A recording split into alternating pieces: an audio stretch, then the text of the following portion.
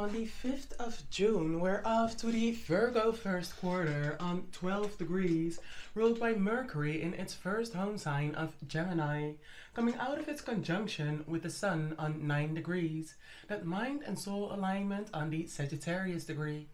And during the Gemini new moon, we gave ourselves a journal prompt. What are the basic skills and knowledge which I possess and can perfect to eventually master? But let's stick at the first quarter and let me get the cheat sheet out. Because first quarters are all about action and attention to details, get things done, commit and work towards your goals, planning and priorities. A crisis, issue or obstacle may occur during this mutable square between the Sun in the mutable air sign of Gemini, spreading information, and the Moon in the mutable earth sign of Virgo, spreading skills. And in general, Virgo is the ruler of the 6th house of work and service, but see where this square on 12 degrees is happening for you in your birth chart. Virgo has the traits of being modest, humble, and organized, but they have to be obsessive and critical and pay attention to those insignificant details so they can be as orderly as they are, as orderly as we need them to be. So during this Virgo first quarter, we're going to dissect all these aspects happening on the same day with the help of the only book about astrology you'll ever need. But there's one aspect we can't get out of the book, which is Venus in a conjunction with Chiron. As Chiron is mentioned, but not as prominently with all the aspects to help you dissect. So I think we're just going to rely on my expertise and experience. Either way, I saw this story the other day, and it was about this guy. When he was 12 years old, it was 4 years ago, he, the body himself, Aries, did something online on social media, Gemini, communication, technology, social media. So this 12-year-old did something online which was quite questionable. And now we're 4 years later, and he's 16 years old, and he wants to redeem himself. He wants to clean his name. He wants to bad baby off this thing. And you know what I say, bad baby that thing. But the way he's approaching it is very questionable to me, because he's being like a flexer and quite pompous. And I challenge you online and in the boxing ring, and sweetheart, if you want my unsolicited advice, I'd say you are not the first and you are not the last who has been humiliated online. You are not the first whose name has been dragged. So the least you could do is like humble yourself, be a little bit more modest, and maybe try and be a guide for someone, try and be a mentor, try and be that beacon of light that others can flock to, because if you did it, we can do it too. Show that even though you have been dragged online, you can still survive, you can still persevere, you can still make a name for yourself, you can still redeem yourself. When I was younger, there wasn't really a possibility to go like viral online and stuff, but I can understand, it's still in his neighborhood, it's still in his vicinity, it's still around him. So he wants to do something with it online. But in my time, we didn't have that. So in my time, we didn't need someone to be a mentor, a guide. And everyone is looking for a guide. Everyone is seeking for someone who has done it before them. What's stopping you? With this conjunction with Chiron, because Chiron is the wounded healer, a wound from the near past, the far past, past life, whatever, from the past. But you have that wound. You can heal yourself eventually so much that you're like, okay, I'm going to come back online again. Show others how you can build that stamina, how you can build that self-confidence, how you can build yourself and trust yourself and love yourself enough to say, I deserve to. Conjunction, end of an old cycle, beginning of a new cycle. Stop approaching it with being like a flexer and try and approach it with a little bit of a humble behavior. With Venus, dominant phrase I love, but in its detriment sign of Aries. Like I said, we're in a number 9 year, shedding things. You may also love yourself enough to say, I can also come online and redeem my face, redeem my name, make a name for myself, build my reputation, whatever it is you want to build. So that's why it's important to see in which house. Either way, we'll talk about it a little later, but let's get into the first quarter, because this first quarter moon in Virgo will also be squaring the ascendant. And you know, the ascendant, rising, first house, in general, it changes every 2.5 hours. And I only do aspects like 3 degrees in front, exactly, or past. That's an aspect to me. noteworthy.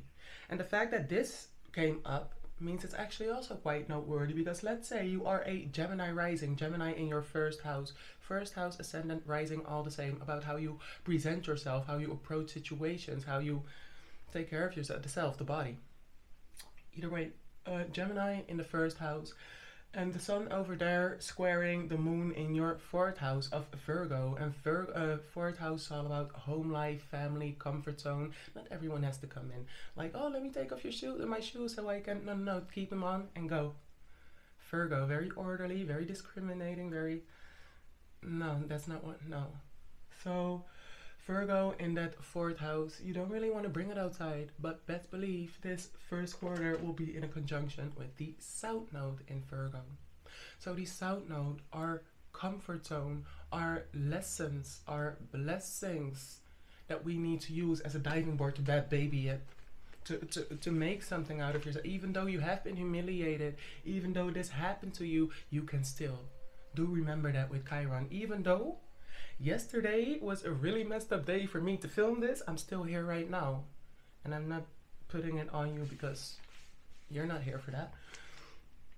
But let's say Virgo with that first quarter is in your first house. Best believe, I'm sorry, I cannot make this up, Gemini will be in your 10th house of legacy, of reputation, of how you will be remembered. So get out there with your little tiny tang. In an opposition with the North Node in your 7th house. And if Gemini is in your first house, you have the North Node in your 10th house, again, of legacy, reputation. Okay, getting a little too excited. Either way, that conjunction with Venus and Chiron, again, the end of an old cycle and beginning of a new cycle. You've learned so much now about self-love, self-care, love is all about giving and taking. What can you give and what can you take? 25 degrees, Aries degree. The evolved Aries degree, because we have 1 degree of Aries, that's the Aries degree, me. Why? Because me. We have 13 degrees, it's a little more evolved, me, because why? Because others can do it too. But let's not forget, Aries is not just a natural leader, they're also very righteous. So if it's not fair, it's not square, and it's not okay, we're not doing that. So that 25 degrees being very righteous, me, why? Because you deserve too. Because you're not just here, you did not just gain all that experience, all that knowledge just to be burdened with all that knowledge. Burden someone else with all that knowledge, all that insight, all those gems that you can be throwing around everywhere. So the 25 degrees. And afterwards, like seconds, minutes, hours, Venus will be in a masculine sextile with Jupiter. So masculine, do something energetic, really, instead of on the inside praying about it, cleaning about it, feeling about it. On the outside, be about it, talk about it, breathe about it. Sextile, you need to put effort into it. Trying will happen effortlessly, you'll be yapping effortlessly, but sextiles, they need you to be about it, breathe about it, think about it, live about it. Sorry. But Venus will be on 27 degrees, so 27 degrees, the evolved Gemini degree, figure out yourself, in Aries. Know better, do better. In that masculine sextile with Jupiter on 28 degrees, because this is during the first quarter. So Venus is still getting into that exact conversation. Aspects are like conversation with Jupiter on 28 degrees. Figure it out for yourself, evolved Cancerian degree again. But we'll talk about it right now because we're off to the generational planets, and these are the points which are actually really important to talk about. So why didn't you do it already? Because we have time. Generational planets, they are generational because they take longer to move. Like the sun shifts a degree every day, shifts a sign every 30 days. The moon every 2.5 days in another sign.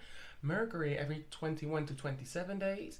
Venus 4 to 5 weeks. Mars 6 to 8 weeks. And then we're off to months.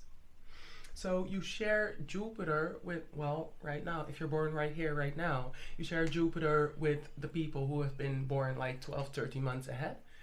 And after the 9th of June, we have another cycle of 12, 13 months when people have Jupiter in Cancer. So during the year, there are always like 4 or 5 months of people who have Jupiter in retrograde. Side note. But moving very slow. And when it's in an aspect with these personal planets, personal to you, kind of, because they change so much. So I'm not the same Leo as the next Leo. But these personal planets, quite fast. Conversation had, conversation done. What are you going to do with it? I cannot help you with it. But this upcoming year, we are going to have quite some conversations between these generational planets. As, for example, this conjunction between Saturn, moving from sign to sign every 2 to 3 years, and Neptune, 10 to 12 years, will last until the 13th of August or something. Great. And so we have time to talk about it, but first feel it, be it, believe it. Because some of these things, did I tell you I predicted someone's pregnancy once? Either way, unexpected. Either way, generational planets lasting longer.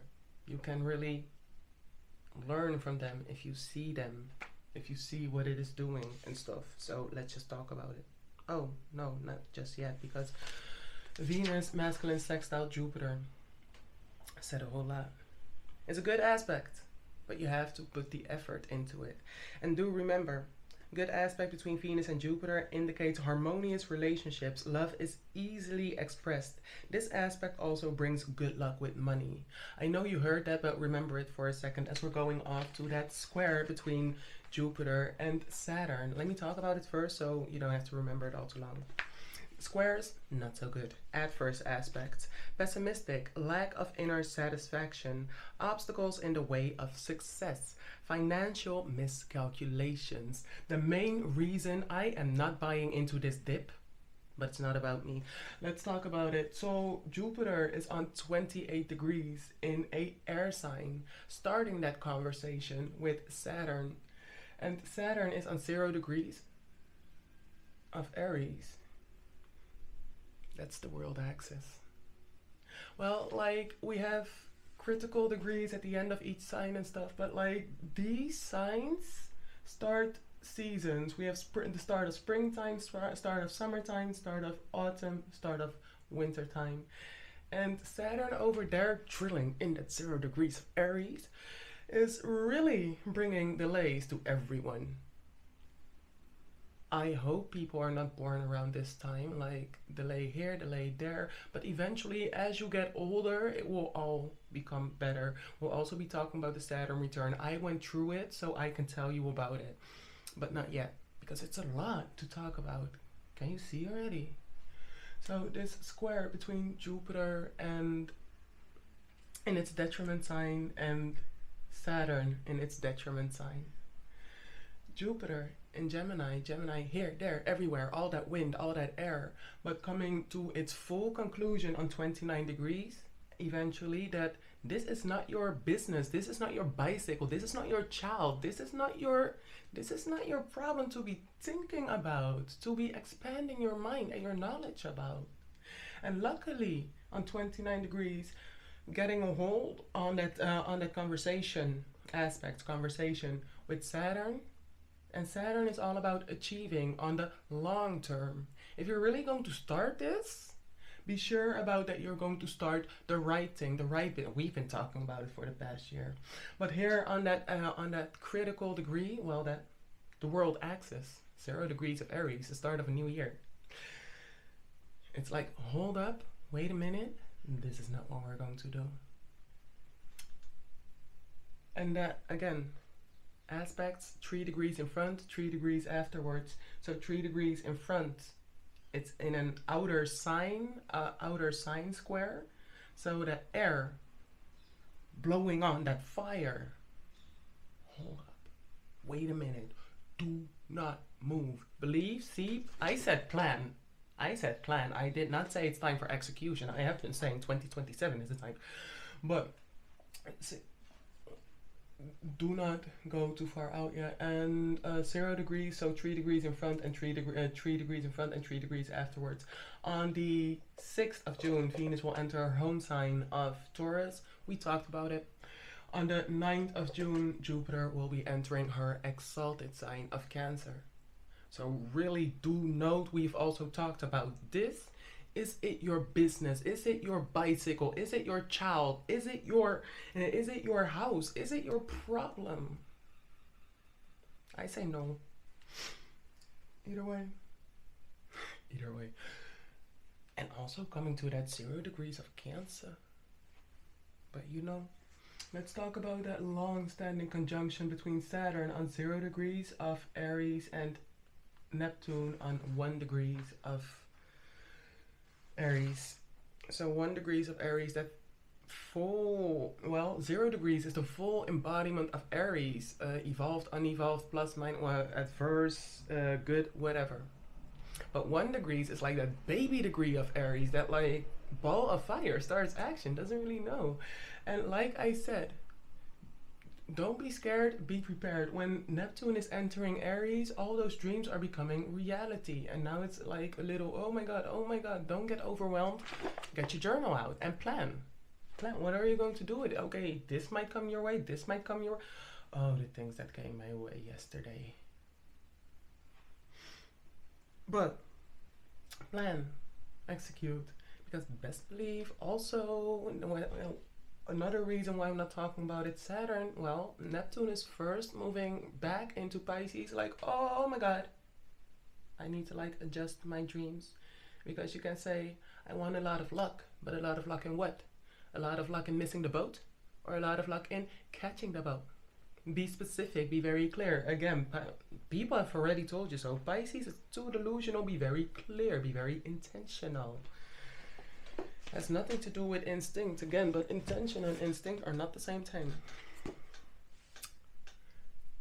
Saturn, conjunction, Neptune. Hardworking and authoritative, an excellent aspect that combines idealism with practicality. So, what do you ideally do? What would you ideally like to do? And how is it practical to this whole new world? I should not have done that, but how is it practical to this whole new world? Because again, let me tell you about me, because I haven't really done that, have I? When the internets came out, Uranus was in Pisces. And Pisces, all about dreaming, and I could not have imagined. And before that happened, I was all in the crossword puzzles and stuff. I love doing puzzles. And then the internet came out, and I was like deep diving in Google Maps and deep diving in Wikipedia and stuff. And that's how I know a lot. I think I also have like Venus conjunct Chiron. I'm not sure, but that's how I know a lot. And people have always told me, oh, shut up, you're trying to like be a show off, you're trying to be a know-it-all. Well, maybe I am, and maybe I'm just telling you because it's what you desire. I am a wounded healer. I see your wound, I could heal you, but just because I can do it for you, you're angry at me because you cannot do it for yourself? I could teach you how to do it for yourself. I could teach you about astrology. I could teach you how to make a train. I could teach you how to break a train. I could teach you how to forage some herbs. I could teach you a lot of things. What do you want? What do you desire? I've been there. I done that. Uranus came into Aries, and then all of a sudden the internet was about, look at me, look at me, look at me. And then Uranus came into Taurus, and it's what, like, look at what I have. Keeping up with the Joneses, keeping up with Kardashian, whatever. But now Uranus is coming into Gemini, and it's all about what do you know? What do you think? And where does it? So again, Saturn conjunct Neptune, hardworking and authoritative, an excellent aspect that combines idealism with practicality. I am so looking forward to Uranus and Gemini. Maybe we can do like word puzzles with the whole world. That would be nice. But Saturn will also be in a sextile with Pluto, moving retrograde, long-standing sextile with Pluto on 3 degrees. So, right, almost getting out of it, but as Pluto is backing up, it's like, no, you're not.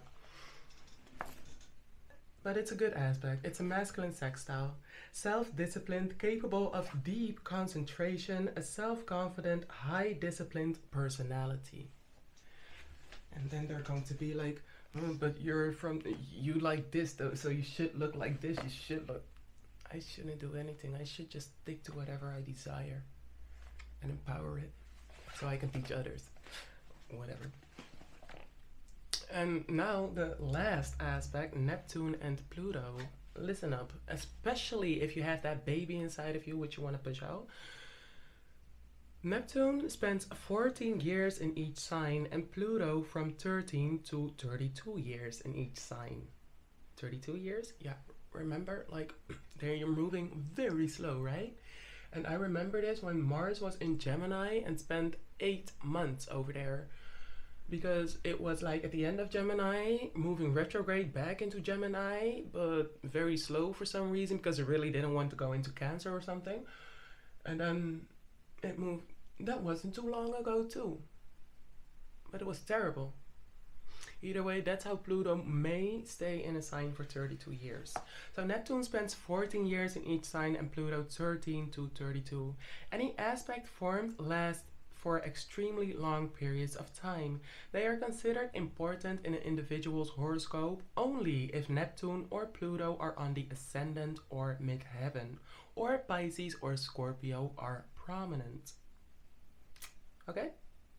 So I say these people who have Aries rising, born right now, or Aries as a midheaven, so Cancer rising right now. Watch you. And that's why you shouldn't be talking about all your, oh, I'm in this rising, I'm in that rising. Keep it to yourself before Shmoane go catch you and be like, let's make word puzzles. Okay, but this is a good aspect, right? Occult traits are positively used. Lady that was in the comments, like, how should I, this is for you. This is for you. I should look you up. I think that's why everything's going wrong, because I have a lot to do. But this is for you. This is for you.